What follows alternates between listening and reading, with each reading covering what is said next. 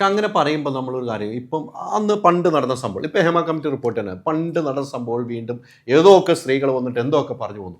അവിടെയും അവർക്ക് മറ്റ് പുരുഷന്മാർക്ക് ജീവിതമുണ്ട് നമ്മൾ ആലോചിക്കണം. ഇപ്പോൾ ഒരു സ്ത്രീ വന്നിട്ട് 10-12 പേര് പറയുന്നു. എന്നിട്ട് ആ സ്ത്രീ തന്നെ പറയുന്നു ഞാൻ കേസ് പിൻവലിക്കുക എന്നുള്ളൂ. പിന്നീട് ആ സ്ത്രീ പറയുന്നു ഞാൻ വീണ്ടും കേസുമായിട്ട് മുന്നോട്ട്. ഇതൊക്കെ വിശ്വസിക്കാൻ പറ്റാത്ത അവസ്ഥയിലേക്ക് നെല്ലും പതിരും തിരിച്ചറിയാൻ പറ്റാത്ത അവസ്ഥയിലേക്ക് പോകുന്നുണ്ട് ഇല്ലേ?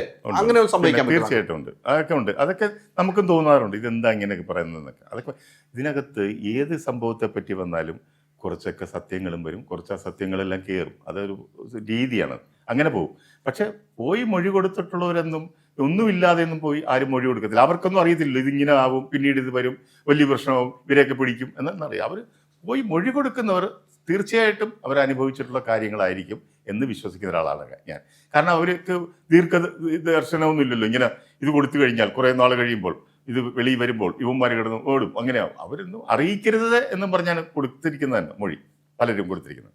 അപ്പൊ ഭീവത്സമായിരുന്നു കാര്യങ്ങൾ എന്നുള്ള സത്യമാണ്. അല്ല, അവിടെ ഞാൻ ചോദിച്ചു വന്നത് അങ്ങനെ വരുമ്പോൾ ഇനിയും താങ്കൾ കുറേ ബോംബുകൾ പൊട്ടിക്കും. അന്നുണ്ടായ സംഭവങ്ങളൊക്കെ താങ്കളുടെ മനസ്സിലുണ്ട്. അതൊക്കെ അന്നുണ്ടായിപ്പോയ ഒരു സംഭവങ്ങൾ, അന്നൊന്നും പുറത്തു വരാത്ത സാധനങ്ങൾ ഇപ്പോൾ പറയുമ്പോൾ ഒന്നുമല്ലാത്ത കാലത്ത് വളർന്നു വന്നവരായിരിക്കും ഇവരൊക്കെ.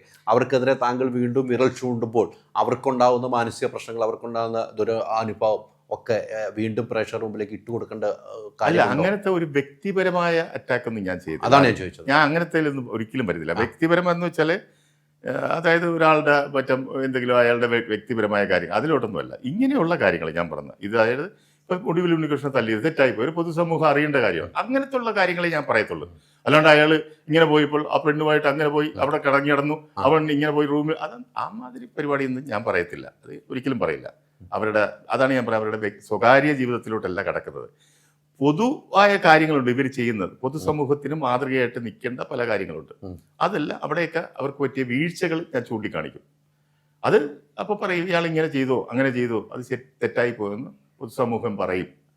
അതേ ഉള്ളൂ. അല്ലാണ്ട് അവർ ഏതെങ്കിലും നടിമാരുമായിട്ട് പോയതോ അത് അവരുടെ പ്രകാരം രണ്ടുപേരുടെ ഇഷ്ടത്തിന് അതെല്ലാം വിളിച്ചു പറയുക, വിളിച്ചു പോവുക, അവരെ ആക്ഷേപിക്കുക, അങ്ങനത്തെ പരിപാടി.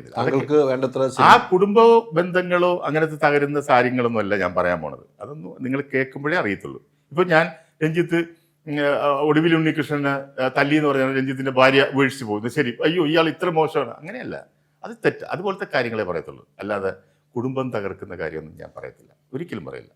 അപ്പം അതുകൊണ്ട് അവർക്ക് ആരും ടെൻഷൻ ആക്കണ്ട. ഒരുപാട് കാര്യങ്ങളുണ്ട് പലരുടെയും, ആയിരക്കണക്കിനുണ്ട്. ആയിരക്കണക്കിന്. അയ്യോ അറിയാം, നിങ്ങൾക്കും അറിയാം, എനിക്കും അറിയാം, പലർക്കും അറിയാം. അതല്ലല്ലേ ഞാൻ പറഞ്ഞത്. അതൊന്നും നമ്മൾ വിളിച്ചു പറയേണ്ട കാര്യങ്ങൾ. അതൊക്കെ അവരുടെ സ്വകാര്യത. അതാണ് ഞാൻ പറയാം. അങ്ങനെ കുടുംബ ബന്ധങ്ങൾക്കൊന്നും വിഷയം വരുന്ന കാര്യമൊന്നും ഞാൻ പറയില്ല. അല്ലാതെ ഉള്ള സംഭവങ്ങൾ ഇതുപോലത്തെ കാര്യങ്ങൾ ഇനിയും ഉണ്ടെന്നാ നൂറുകണക്കിന് കിടപ്പുണ്ട്. തുടങ്ങിയിരിക്കുവാണ്.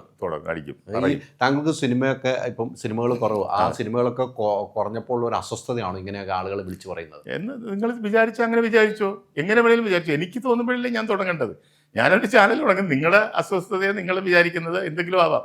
അത് എൻ്റെ അനുഭവം. ഞാൻ പറയില്ല, ആദ്യം രണ്ട് ഡിസിഷനാണ് എനിക്കുണ്ടായിരുന്നത്. Book എഴുതണ, channel തുടങ്ങണ. ഒരു ബുക്ക് എഴുതിയാൽ ഒരു 5000-10,000 കോപ്പി പോകും ചിലപ്പോൾ. അത് ചിലപ്പോൾ ചർച്ചയാവും, അതൊക്കെ വരും.